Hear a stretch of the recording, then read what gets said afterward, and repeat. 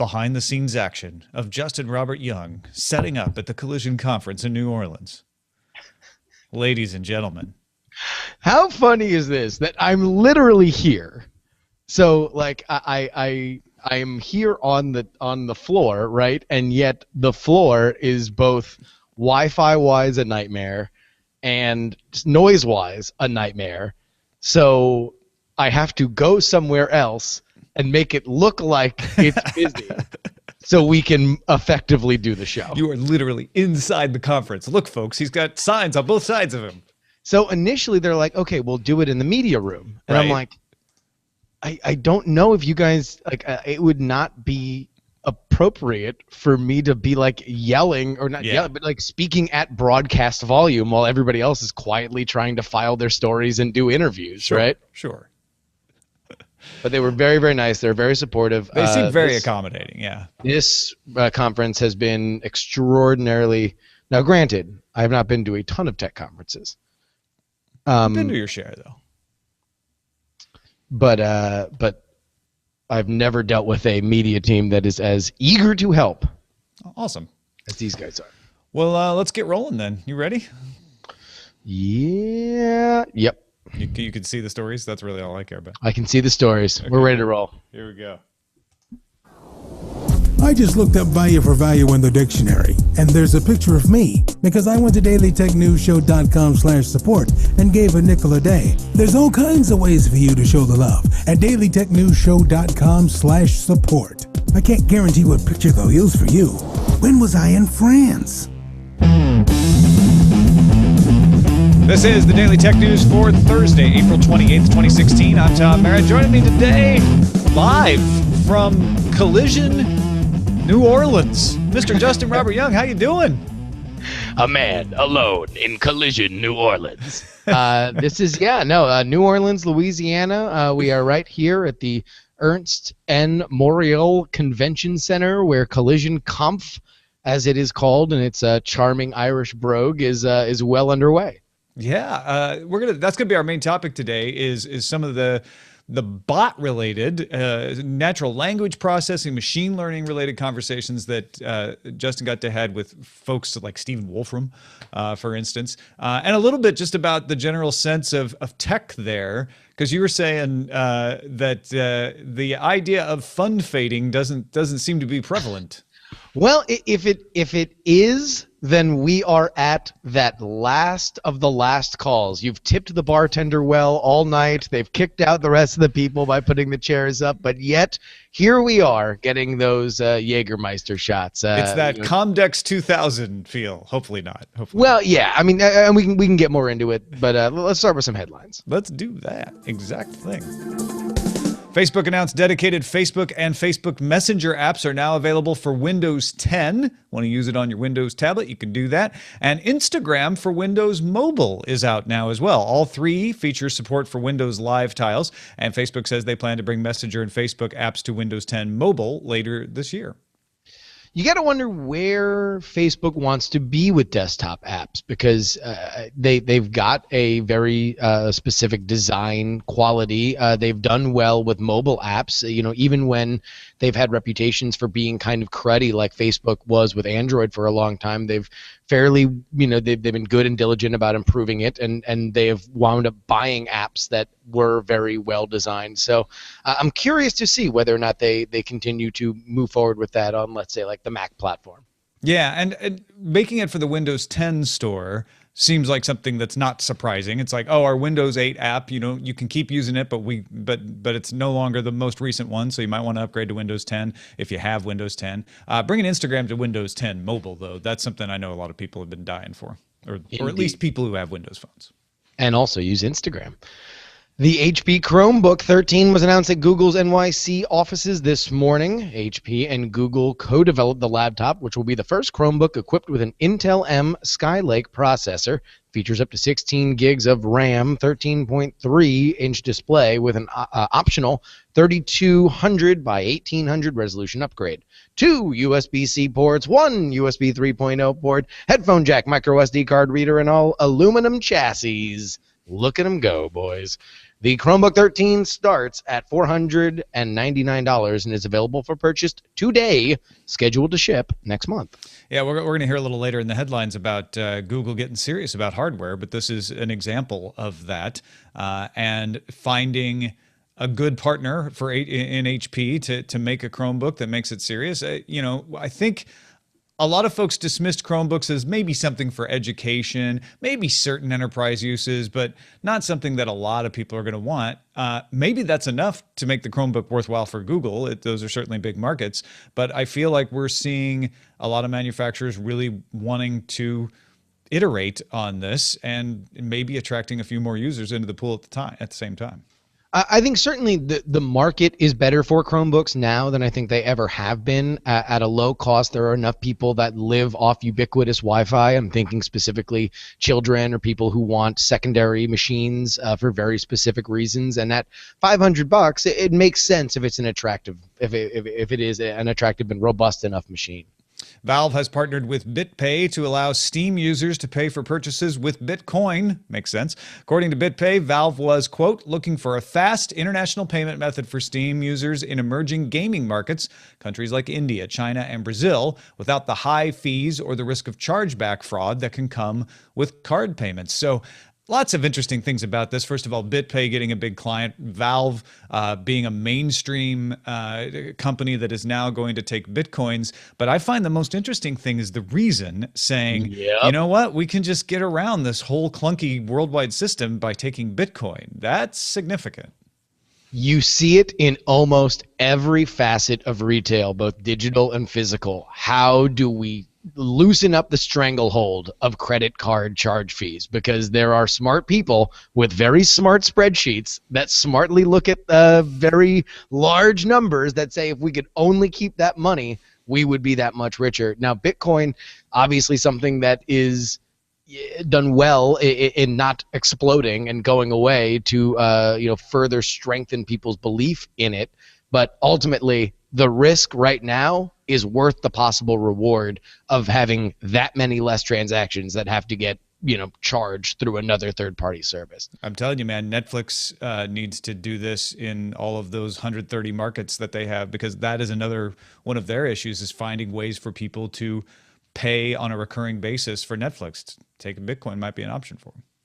Apple's Car Kit is now available on GitHub. Car Kit includes Care Kit.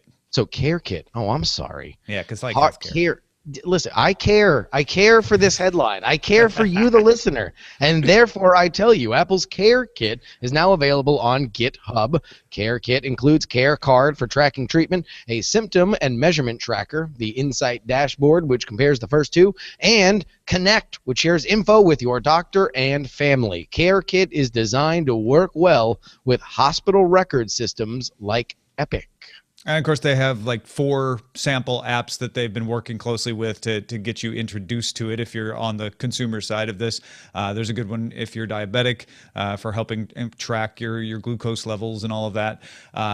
This is potentially very, I don't want to say disruptive, but this can make a mark, because if it can really get adoption with sort of HIPAA crazy medical institutions, this could really change the nature of people being able to track their symptoms and communicate with their medical professionals. I think probably the biggest impediment and gadget notes in this article is getting folks who need it to be willing to use a smartphone to track it in this world where we're worried about our information being surveilled. Yes, we are worried about it, but we are also very, very, very much not worried about it, considering how much people use these kinds of services. So I think you hit it dead on the head. If these, anything that has medical on it is always going to be protected, regulated, and cost more than almost any other field, be it apps, and especially when it comes to medical records, it has to be something that is airtight. If Apple can make a dent in this, we saw with Apple's earnings over the last, earlier this week, that they need any and every stranglehold to continue their growth, which has finally slowed a little bit, but they hope not too much. Samsung's operating profit rose 12% year over year to 6.68 trillion won. I didn't mean that to be an answer to Justin just saying that Apple was having problems with their earnings, but it's the next story. Quarterly revenue was up 5.7% year over year at 49.78 trillion won. Mobile sales led by the Galaxy S7 were the bright spot. And that's really one of the differences here is Samsung put out a new phone. Apple has the SE out for 1 month of the previous quarter, but it's not like putting out a new iPhone.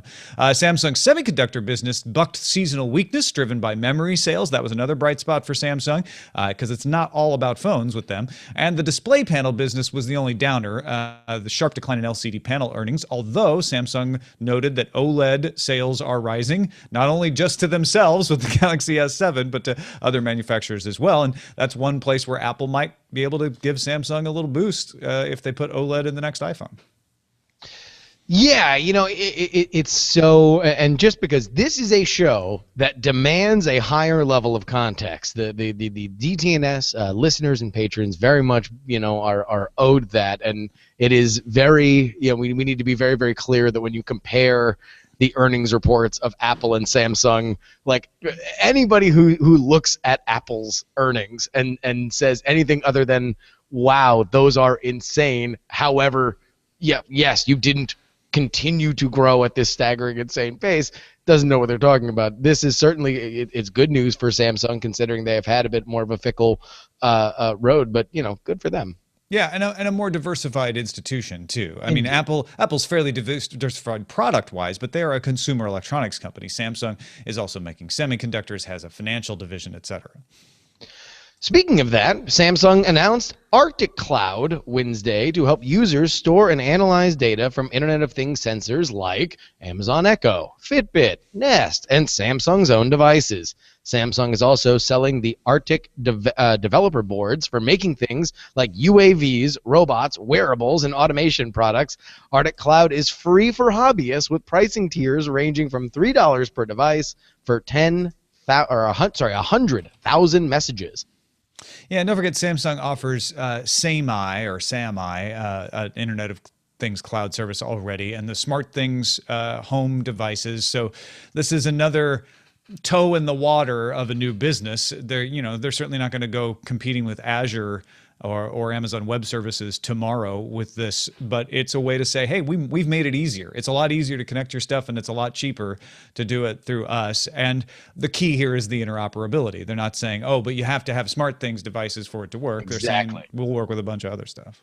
Which is now where we see like the feudal land of all these different pockets of Internet of Things devices, which people like you and me have bemoaned as they have become more and more important and popular.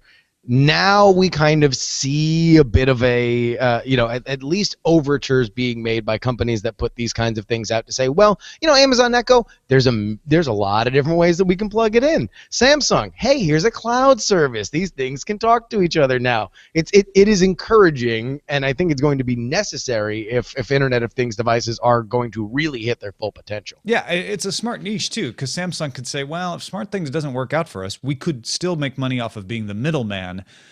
There's a company that's rolling out their lighting system, their enterprise lighting system, using this new Arctic cloud system to do the communications, and they're working with IFT. They're integrating with Twitter and Facebook. So it is, like I say, it's a smart thing, even if it doesn't rely entirely on smart things.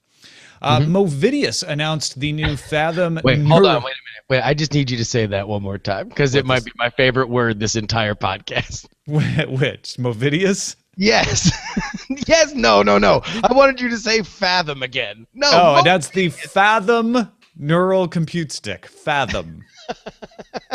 Oh, Movidius is just such an amazing word. It sounds like a dark lord. Movidius looks. Oh yeah, they're the ones that are doing the FLIR integration with Google, and now they're doing a neural compute stick. This is, I mean, Movidius is an evil genius. This is a USB device running Movidius's Myriad 2 visual processing unit to create a neural network anywhere.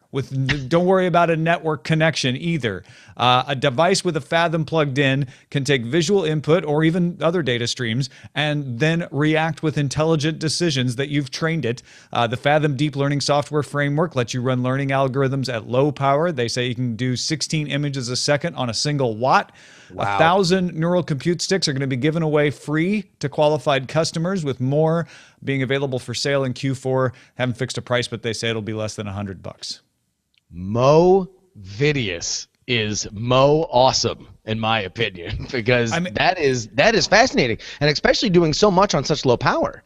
And that's what you need if you're. And the biggest example that they give is a UAV. So you got a quadcopter, Yeah. you stick this thing in, and you say, "All right, look for a place to land," and you've trained it to know what a flat place to land is versus a bumpy place, and it could do that. And that's just like the minimum of what it can do. And it doesn't have to have a network connection like a Siri or a Cortana, although Cortana could do some stuff offline. It's got it all in the chip. It's all on the Movidius chip. So it doesn't have to be connected to anything at all. It's the kind of thing that I say this a lot about stuff, but I'm really curious what people are going to do with this once they get their hands on it. Yeah, I don't know. I'm very excited to hear Darren's perspective on this, because I think that's the kind of thing that's going to keep him up for 3 days thinking of amazing things that he's going to try and do. Absolutely. What is Darren going to train his Fathom neural compute stick to think about? In fact, we want everybody who's listening live to tweet Darren right now. What are you Hack going 5 to Darren. Yeah, at Hack5Darren, and we will pester him until he breaks like a piñata with opinions and decisions. Amazing.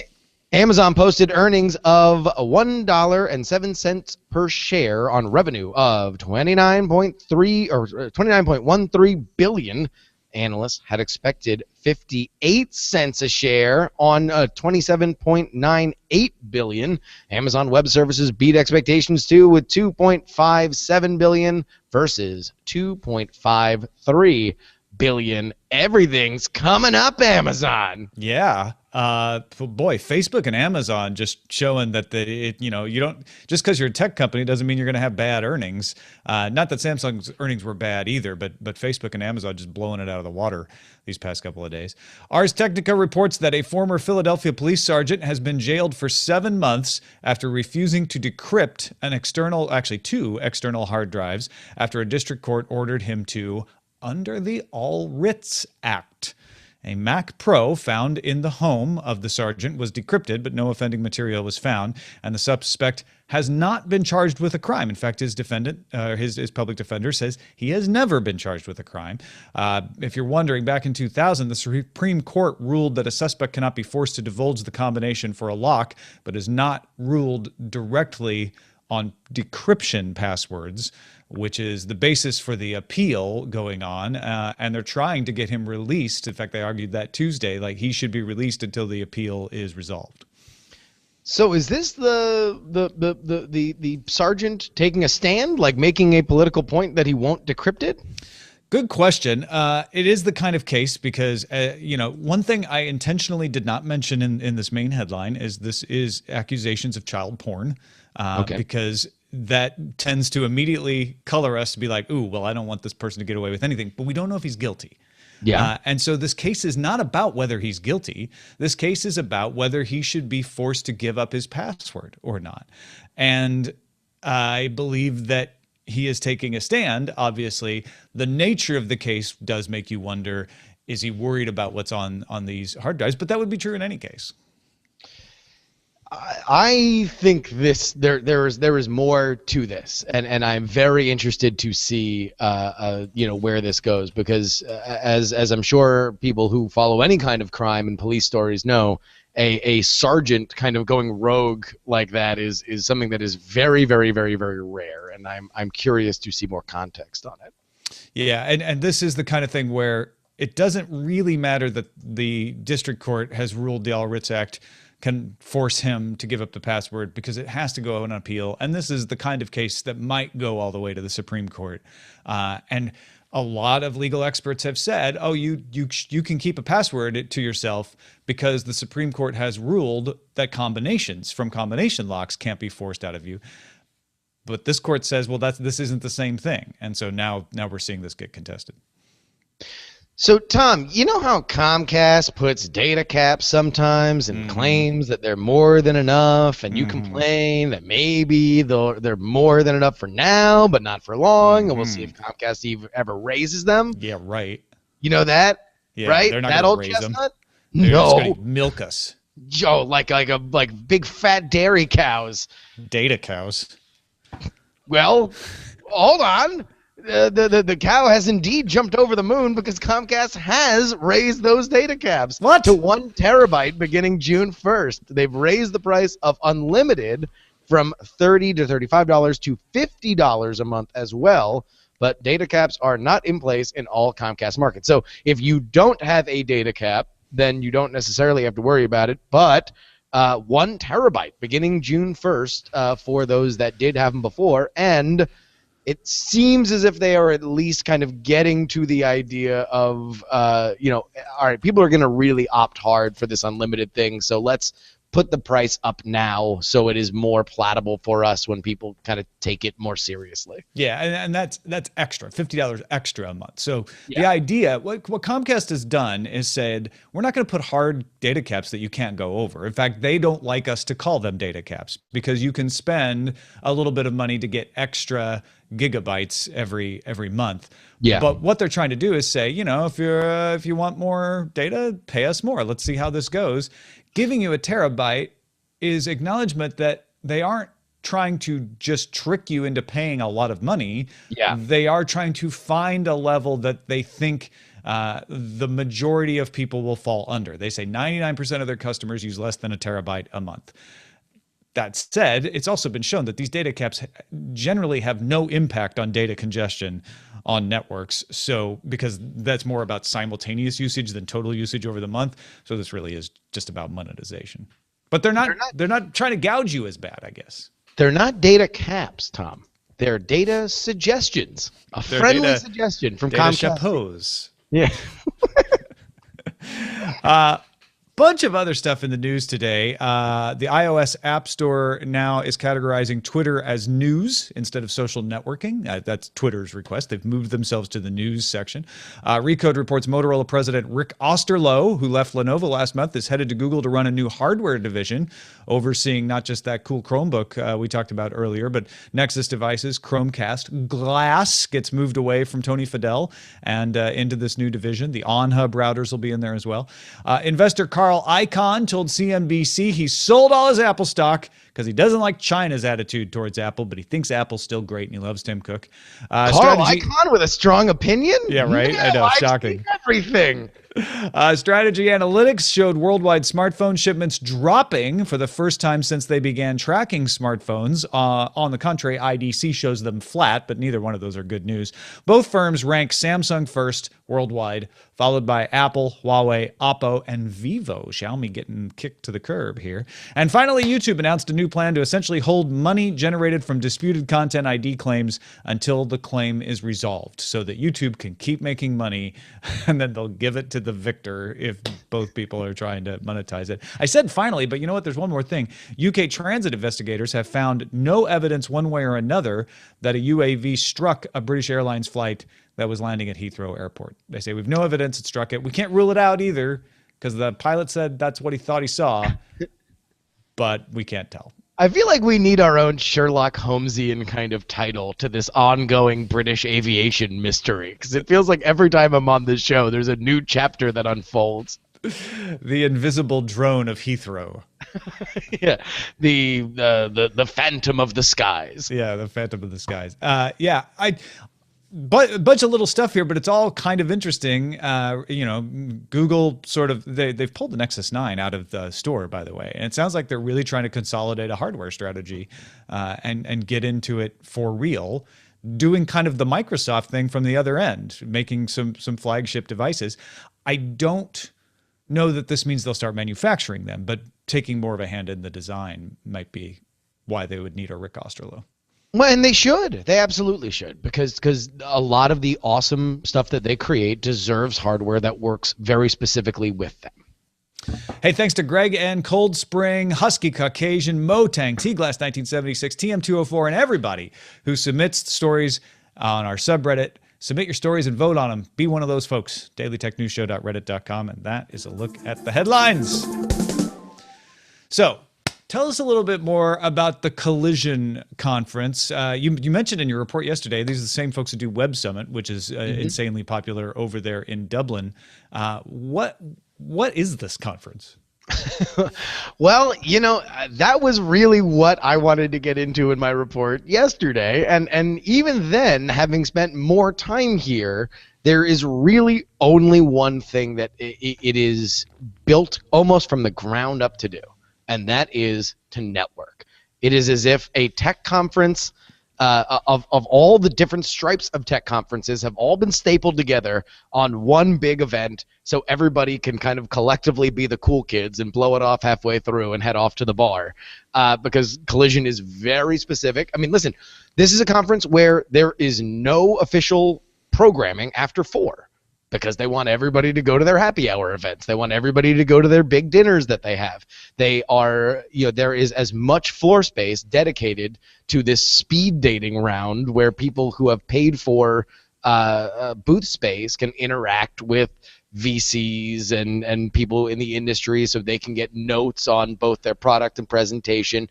There are, like I mentioned in the report yesterday, a ton of great speakers that only speak for 20 minutes. There are big stages for pitches, and they have a competition, but it's not exactly the center of it, and it's not. So that's why you're saying that it doesn't feel like the funds have faded because deals are flying. Well, if there's one thing, if you drill down to the center of everything, including the speakers, including the pitch stages, including the booths, it is that this is the place where your dreams come true. This is not necessarily a blog or a content creator trying to show off, how many big bold-faced names they can get and trying to break news. This is not an angel investment firm trying to show that they are the center of power in, Silicon Valley or something like that, or technology as a whole. This is a networking-focused place where, whether it be at one of our office hours things, whether it be at the bar, whether it be at dinner, this is where they very much, and they were specific.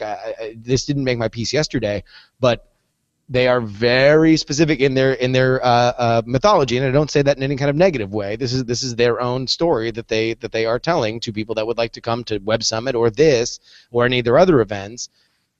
This is where Uber got funded.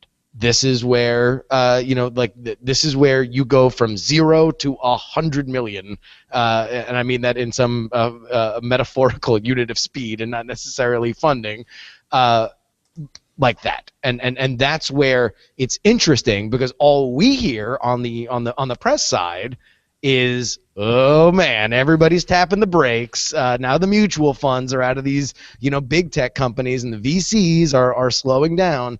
And there's this weird crossroads where this is a very buzzy conference. This is a very networking heavy. You can walk into, bump into somebody, and the next thing you know, your dream goes from a piece of paper with you and your friend to something that is buying office space in Palo Alto on Wednesday, in a heartbeat. And yet that doesn't seem to be what the larger trends are, at least. Yeah, and again, that's not every single person who goes to Collision gets funded either. That's just sort of the promise, is like, this is where it could happen. The other side of that is just the networking and those kinds of conferences. That's generally what people talk about when they're like, the best part about CES happens out in the lobby. The best part of South by Southwest happens out in the lobby. It's people talking to each other.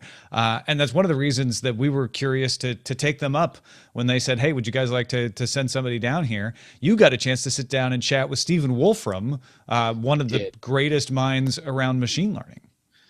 And just a peach of a human. We had an amazing conversation that nobody will ever hear because my recorder broke. And I want to apologize to all the DTNS patrons, because the entire reason for recording it was obviously to give to you guys in full. But you will unfortunately have to deal with my orative capacity to relay to you my conversation that I had with Mr. Wolfram.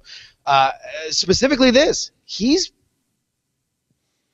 I wouldn't say bullish on bots, but he is bullish on the promise of bots. So much so that he was very insistent, and he brought this up a couple times, and I wound up following up with him, that he wants to botify himself. He wants Steven Bot and not Wolfram Alpha Bot. That's something that they were thinking about doing, and he says in this current iteration of where bots are at, he doesn't think would be necessarily novel or anything better than the input methods that they have for Wolfram Alpha now. However, for himself, and I asked him, what would a Steven Wolfram Bot do? He said, answer emails. You know, this is something that he believes he can program enough of himself into a bot that he could read over an email and then just hit a button that would say, just answer this email as I would answer this email. And the idea being that the bot would have learned how he communicates and what his responses might be and be able to just compose an authoritative response. Now, you are absolutely right. How would he be able to do that? He explains very thoroughly. He has meticulously recorded so much of his life. In fact, he shared with me the idea that he has a screenshot of his desktop taken once every second. And it is all logged and it is all stored, so he can have a meticulous record of exactly what he does and how he does it. He said he made a video for South by Southwest that was a time-elapsed year of his desktop, and he wound up not releasing it because he thought it was too boring. It was mostly him reading articles. I mean, that would be mine anyway. Yeah, or doing some code. He probably had a lot of proprietary code on there he didn't want to put out.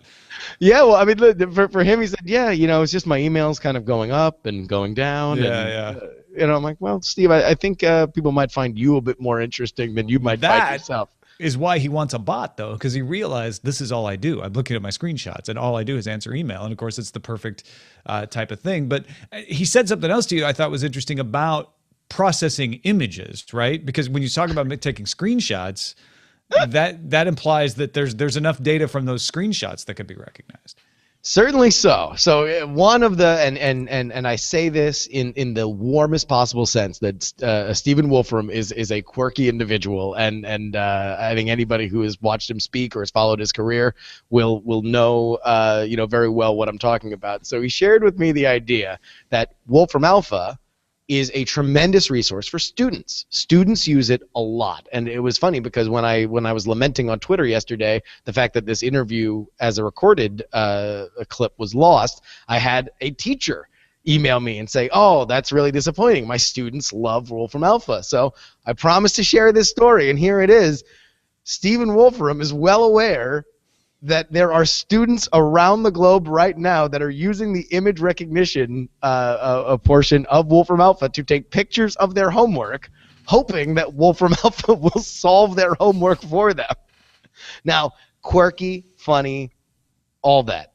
What's even better is that Steven Wolfram explained to me how he would look to solve the kids' homework. He wasn't against it. He's like, well, listen, this is a very complicated problem to put that in and then spit that back out, to formulate it in the right kind of way. And what you realize when you talk to him about Wolfram Alpha is so much of the extra mile that makes, I believe, Wolfram Alpha, a seamless integration to so many other, especially natural language systems like Siri, is that there is a lot of rounded edges in how they spit content back. For example, something that they said they worked very, very hard on was in voice data that comes back to you. If you ask how many people are in Cleveland, it doesn't just give you the big number of there are XXXXX, the number. They found far more people retained the information and found it more useful if they said it is around X number, or more specifically that number. That there are these anchoring points to how we mentally deal with that kind of information. More so, something that they have not been able to figure out is if you go to Wolfram Alpha on the website right now and you search for something that would be a table's worth of data, it will give you in visual form that table. What they have not figured out, and vexes Mr. Wolfram personally, is how to get that information back on voice. And they have experimented with the idea of having, he said specifically, musical notations, which I'm just going to assume is the idea that the audio would be sung to you in a way that wouldn't just create the blindness in your head. I compared it to, in newspaper design, there are far more paragraphs and drop quotes, because to look at a big block of gray text is to have your brain just shut down and say, okay, skip, get to something that I know. All that is psychological, and that's something that they are very, very focused on, because he wants to get more information to you via voice, but doesn't want it to be something that damages when the voice comes to you in general by having it be boring or just too much to deal with. Well, I think what's most interesting about that is they are obviously just as concerned with data storage on your end as data delivery on their end. They don't want to just deliver the data. They want it to sink in. They want it to stay. They don't want you to have to do that search again. That's really, that again, like you say, that shows that they are thinking about the product from its point, not just from what it can do. And to that end, that's why he's willing to help with the homework uploading, because to him it's like, well, this is going to be helpful for them. This is going to show them, and if I'm doing my job right, they'll actually have a better understanding of their homework when they start to read the answer the way I deliver it to them than they would if they just ignored it. So he's probably hoping to help them understand and do their homework better. I mean, you don't not design a calculator because you're worried about people doing math. You design a calculator because you think, well, this is going to help them understand math better. And that hopefully that leads to more and better education, and that we are building up as opposed to making it a shortcut. One more thing, and this is almost more news-wise, and something that you should not be shocked if you see from Wolfram Alpha over the next year or 2 years, and I'm completely making up that timeline, but he referred to it in a way that made it sound like it was closer rather than farther, is the idea that he wants more Wolfram language. This is his own code base, or code language that he's come up with, to be put into programs that allow you to process your own data. This kind of gets back to him making himself a bot, but for you to be able to plug in your own social media, your own data that you create every single day in any kind of digital footprint, and using the Wolfram language to process that and give you easier data computation. So for example, and I'm totally making this up, but based on our conversation, this is, I think, where he was going. If I were to say, hey, when do I have the most time this week? It would be able to spit back based on not only historical data, but also what I have on the calendar now. Well, you generally have Wednesdays from noon to 3 free. And that's something that, very much is within their capacity. But also, you can do a lot more fun stuff. That's something that I got from not only Wolfram, but also other people that I talked to about machine learning, that, there is a lot of fun to this. And that's really what they almost want to lead with. I saw a Watson demo that was, very much about, hey, look, we can use these very, very simple Watson calls to show you what celebrity you are most like. So for this Wolfram Alpha thing, based on what you say, who's the meanest to me on Twitter, stuff like that. Like you can find other elements that, like, once you start thinking about where things are going and how you can use the tools in even, what we might think to be superficial kind of ways, there are a lot of there's a lot that kind of gets kicked up there. And that's why I think it's no surprise that they don't want to make a Wolfram Alpha bot. Wolfram Alpha is the brains powering lots of bots. Yeah. Not only Siri and Cortana, but eventually your own personal bot, and maybe even Stephen Wolfram's own personal bot. So it's interesting stuff. I'm really glad you got a chance to sit down and chat with him. The one thing he did say that he wanted to create as a bot was for debugging. He thought that Wolfram language development is something that could very much benefit from a better bot debugging system, because it's such a robust language that you can get to your destination in a lot of different ways, because it is meant to be a little rugged and finding different ways to get there. But however, you are not going there on the most direct route, and that's ultimately what they want to do in terms of cleaning up development code. Well, fantastic. Folks, keep an ear out for this sort of thing. This is what we want to do. If you're one of those people who gives us a little bit of money on PayPal from time to time, we save that stuff up for one-off shots like this. So thanks for letting us send Justin there, you guys. Indeed. Let's get to our pick of the day from Rich in lovely Cleveland, by the way, which has around 400,000 people, I hear.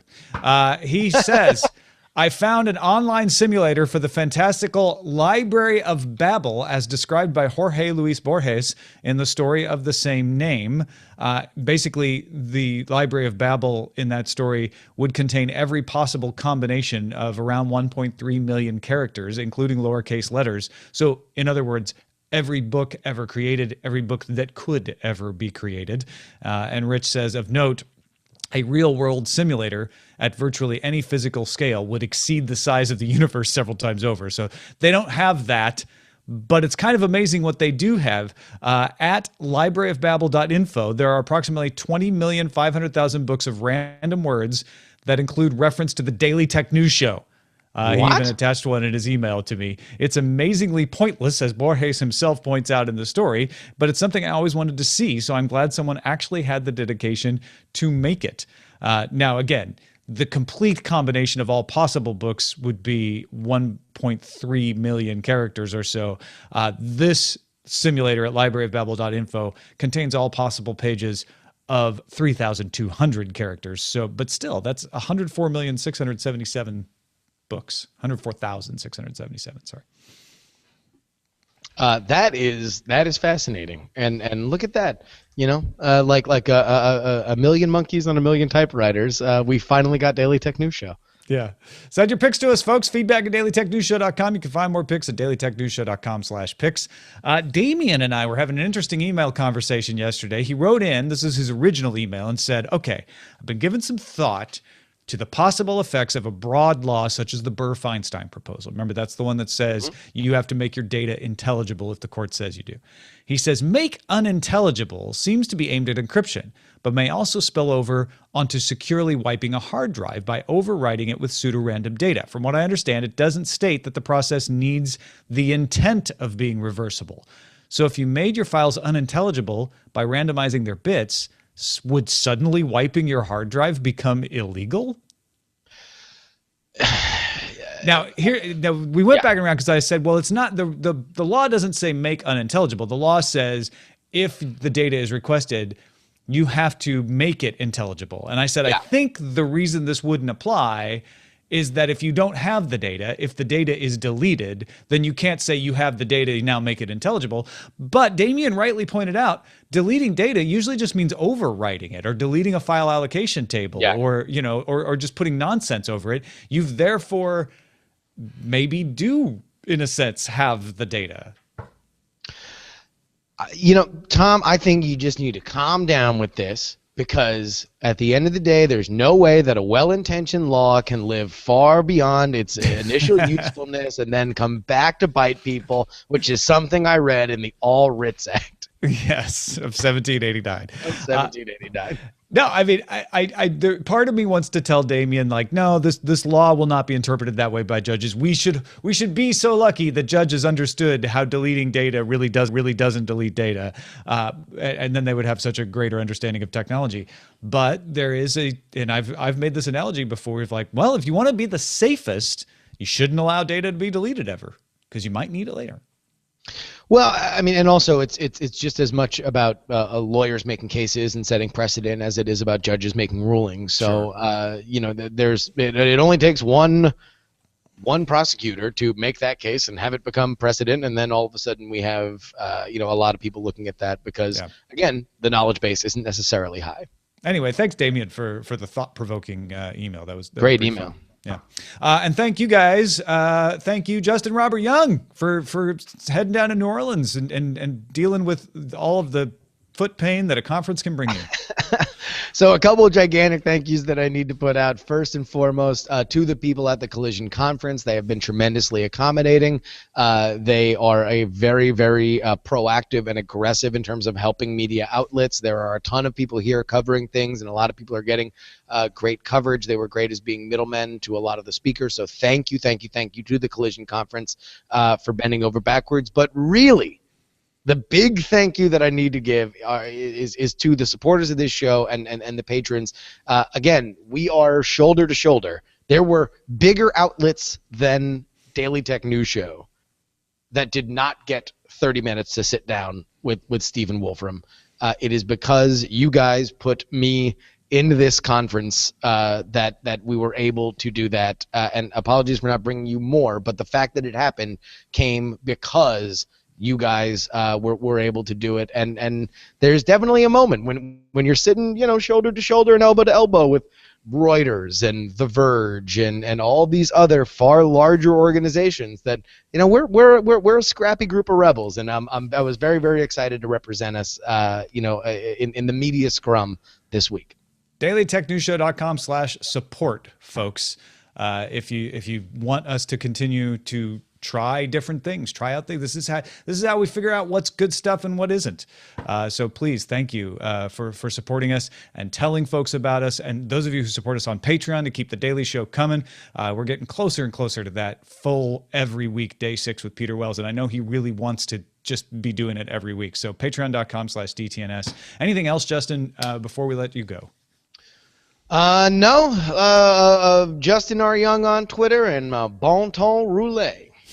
Stick around on the audio podcast for a new segment from Jesse Jones, who works in the construction industry. He wanted to send us a little bit of insight into construction tech.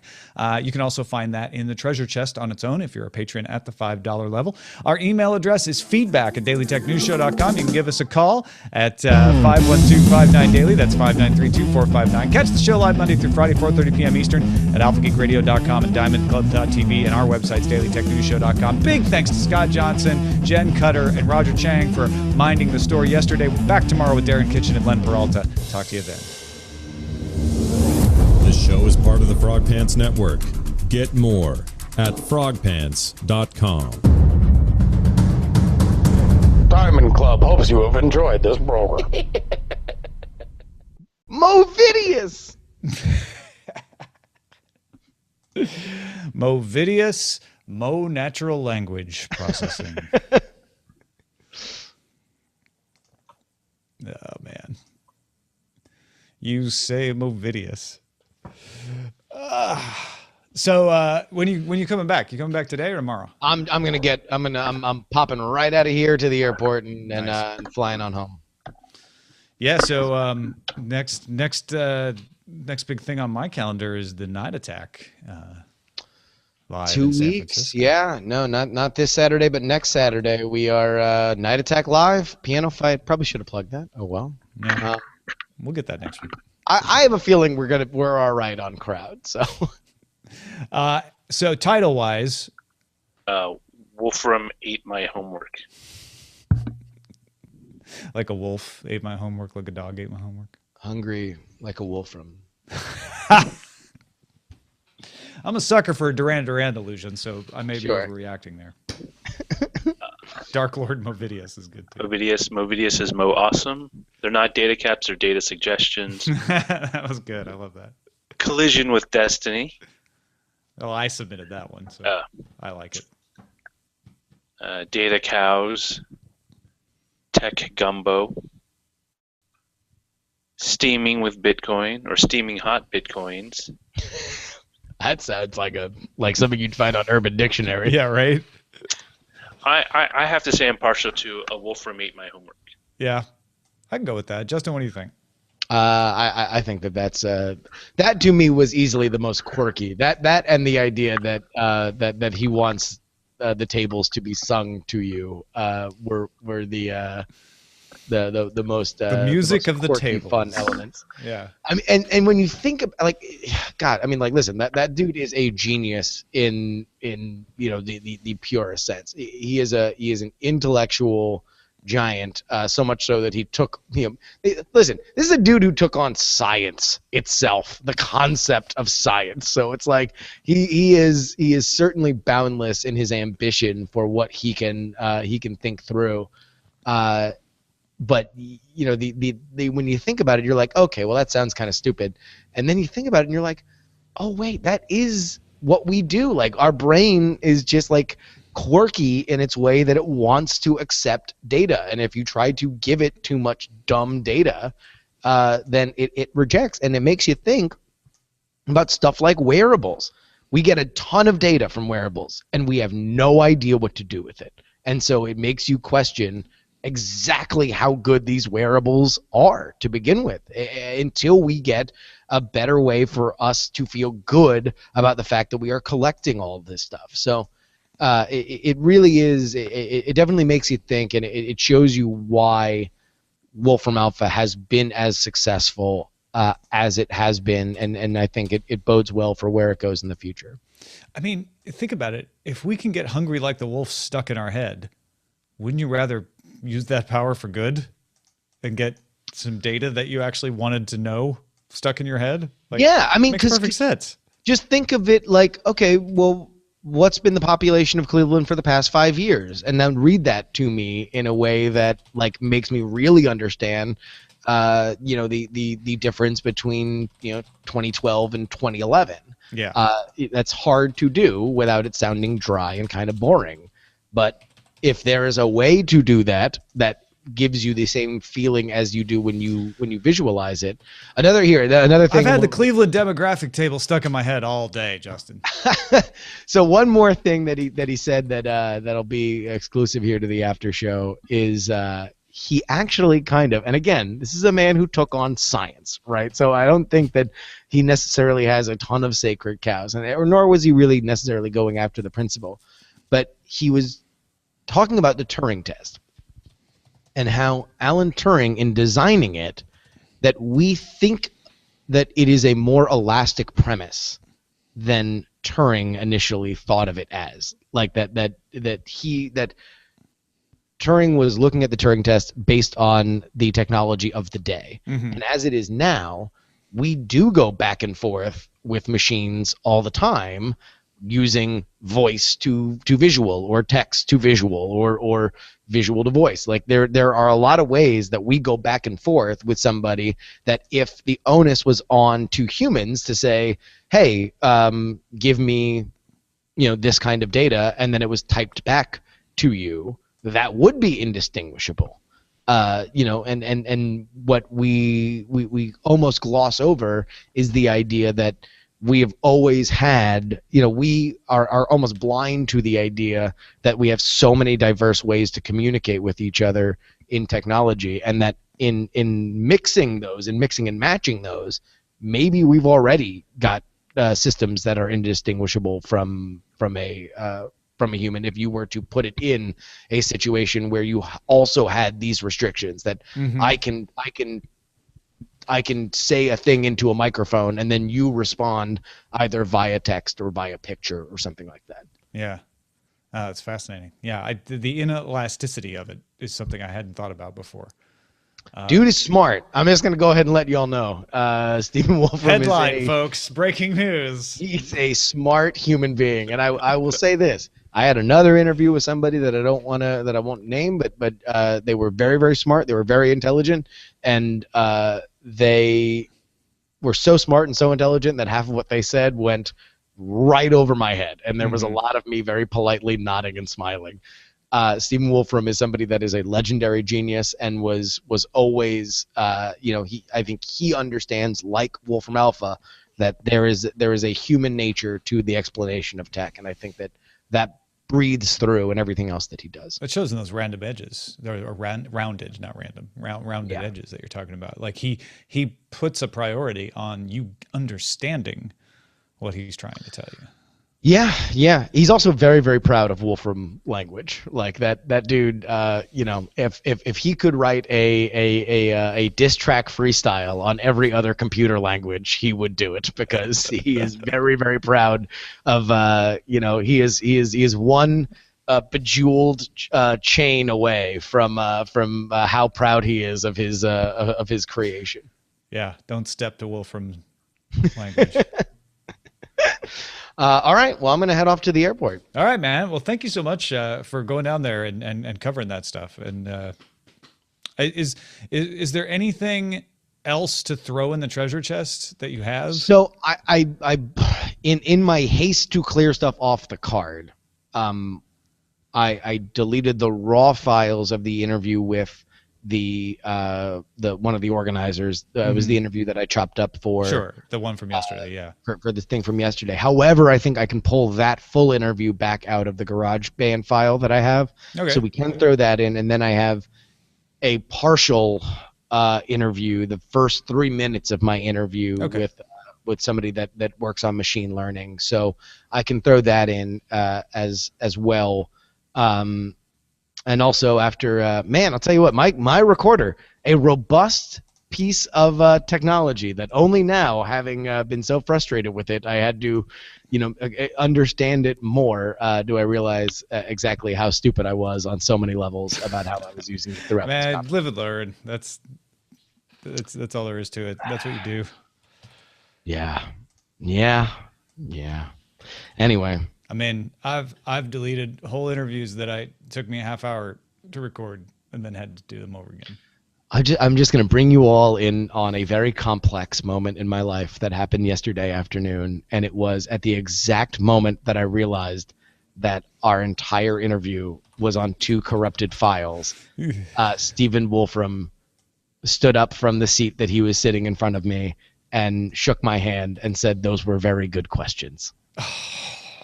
And so, man, it was a complex swirl of emotions as I had succeeded beyond my wildest dreams in doing a substantive interview with a tech luminary and yet failed as a technician to record a single word of it. Yeah, but now you know. Now I know. Hey, listen, to be honest with you, Tom, as long as you feel as bad, you feel bad for me and you're not frustrated that we wasted the money that we spent on sending